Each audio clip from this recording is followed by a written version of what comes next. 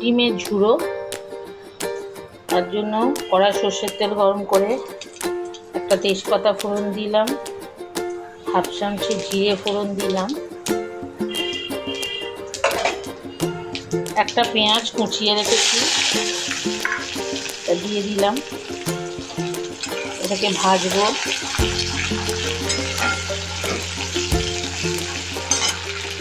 একটা আলু সেদ্ধ করে রেখেছি।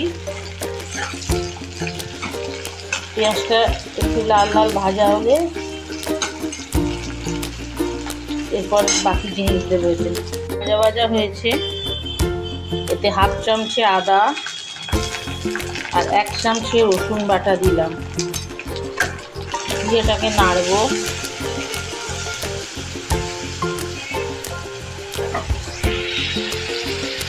এর সঙ্গে একটা বড় টমেটো কুচিয়ে রেখেছি দিয়ে দিলাম।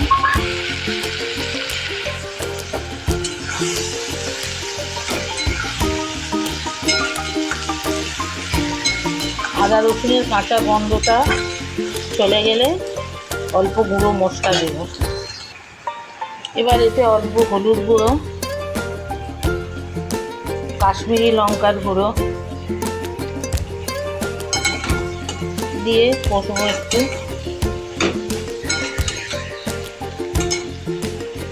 এরপর সেদ্ধ করা আলুগুলো দিয়ে দেবো।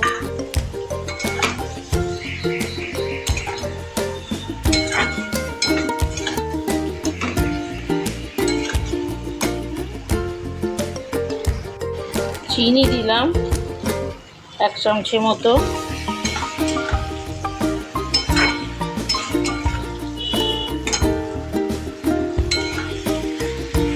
মাছের ডিমটা ভালোভাবে চটকে রেখেছি, এটা এর ভেতর দিয়ে দেবো।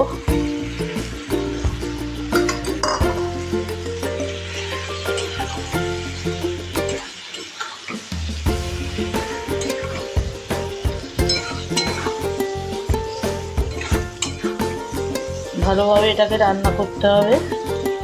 আর পরিমাণ মতো নুন দেবো। এবার পরিমাণ মতো নুন দিলাম।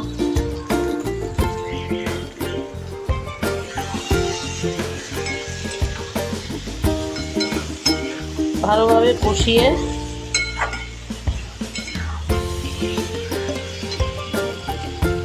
অল্প জল দিতে হবে। অল্প জল দিয়েছি। এটা মিডিয়াম ফ্লেমে একটুখানি ফোটাবো, একটু শুকনো শুকনো হবে। কয়েকটা কাঁচা লঙ্কা দিলাম। আর এতে নামাবার সময় ধনে পাতা কুচো দেওয়া যায়, খুবই ভালো লাগে, কিন্তু আমার কাছে আজকে নেই, তাই দিতে পারছি না। নামাবার আগে গরম মশলা দিয়ে দেবো। মাছের ডিমটা শুকনো শুকনো হয়ে গেছে। এবার এতে আমি বাটা গরম মশলা দিচ্ছি। চাইলে গুঁড়ো গরম মশলাও দেওয়া যায়, তবে আমার বাটা গরম মশলার ফ্লেভারটা বেশি ভালো লাগে, তাই এতে দিচ্ছি। এবার একটু মাছের ডিমের ঝুড়ো রেডি। এটা ভাত, রুটি সবার সঙ্গেই খুব সুন্দর লাগে খেতে।